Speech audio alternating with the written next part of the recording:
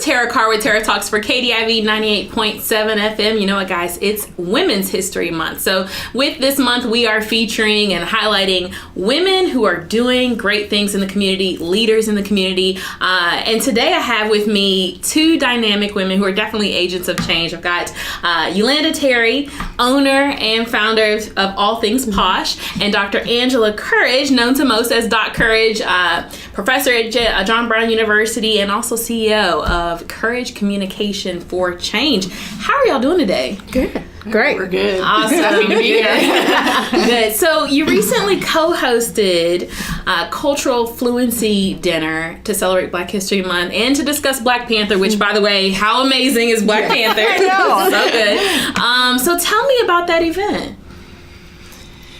We've been working for about a year, a little over a year, consistently for every month to create events where people could come together and have cultural conversations. The challenge with that often is people lack the skill to have those conversations in a healthy way, or they lack the proximity to people of other cultural groups. So our goal was to create it and to create a guided conversation that made it easy for people. Yes. Well, that's awesome. So give them that space. Yes, and we want our conversations to be timely and relevant, and with Black Panther being such a big deal right now, we thought, what other topic to talk about other, Okay. And what inspired you two to team up for this? Well, I'll have to take credit for that.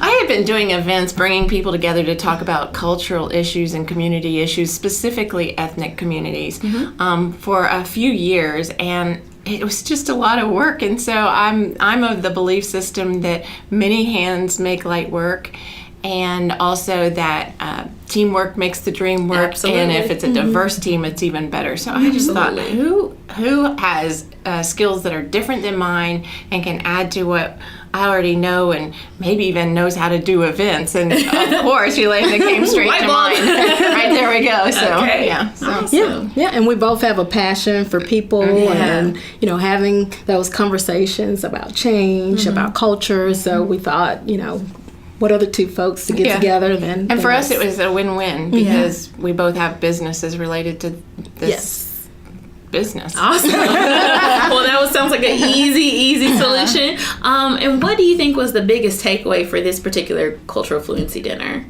I think we learned from our participants that the Black Panther movie is really not just a movie, it's a movement. I love that. So everybody left inspired, regardless of race, regardless of background, and just excited.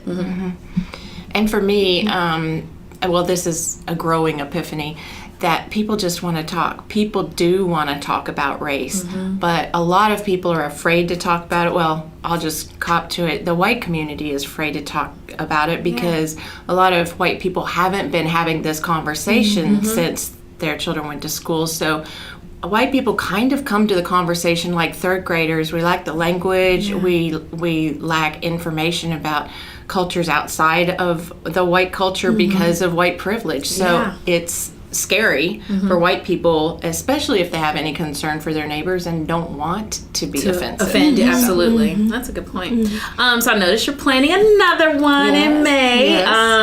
Tell me about that one, and how can people sign up for that one? So it'll be similar to what we've done for the past two cultural dinner clubs. We'll have a topic that we'll get folks from different backgrounds together in a safe environment to discuss. So we have several topics that we've kind of pre-thought about, but we like them to be timely and relevant. So depending on what's going on then in May, that's what our topic will be about. Cool. That sounds great. So I'm going to ask a question, with it being Women's History Month, and this, I'm surprised at how controversial this statement can be, but do you consider yourself a feminist, and if so, why? Or if not, why not? Do you want to go first? Okay. Not all at once. I'll go first because I looked up the definition of feminism, and feminism is simply believing that men and women are equal. And so, yes. Now, people like to add their own meaning to that, which that makes it incorrect. But I believe in the Imago Dei, which is that humans are created in the image of God, not just men but women. That we were created in the image of God, and that women were not created as subservient beings to men. We were created, and God said, this is good. About both man and woman. So I don't believe in gender roles as we've structured them by society's rules. Those may have had purpose for a time. But at this time, there's a new order, and it should.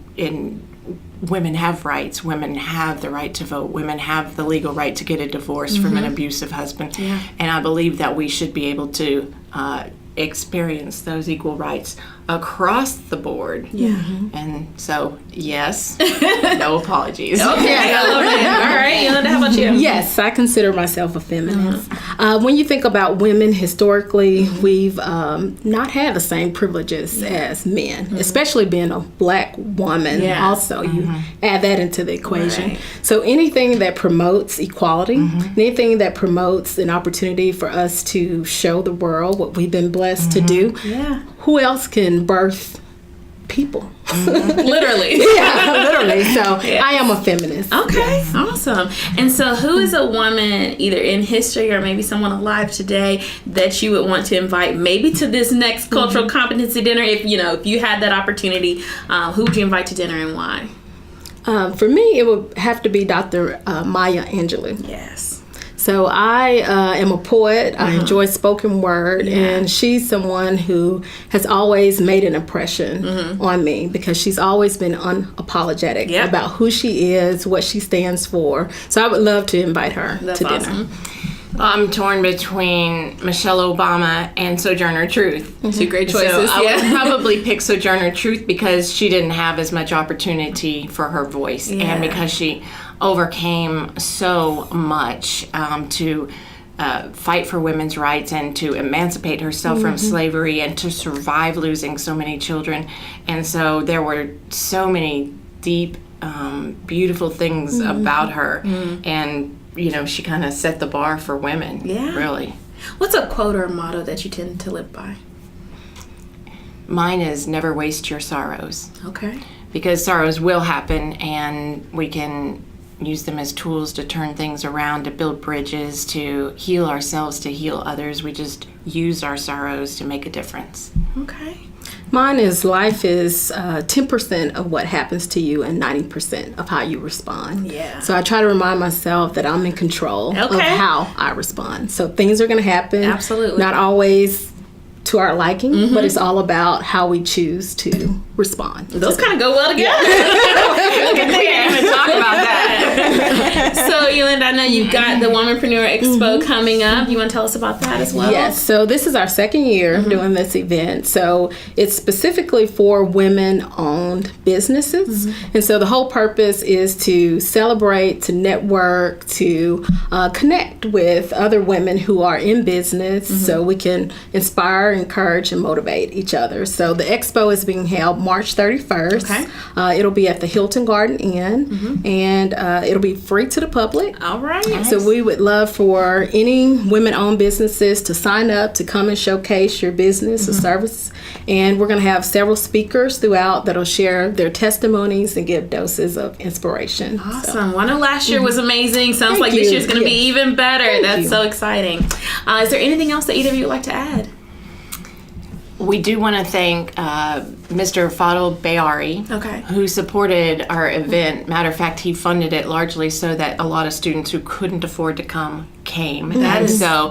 Bayari Construction and Development, and we owe so much gratitude to him, and he's a big fan and supporter in the community too, and especially of diversity events and of minority-owned businesses, women-owned businesses. So he's a great friend and really wonderful community member. Awesome. Great. Well, thank you both so much for your time, and just shout out to you for being women, doing big things in the community, and happy Women's History Month to you. We see what you're doing, we acknowledge it, and we just want to say thank you. Thank you. Absolutely. More information is available on Facebook.com. Just search Cultural Fluency Networking Dinner. This is Tara Carr with Tara Talks for KDIV 98.7 FM, the voice of the city, the voice of diversity.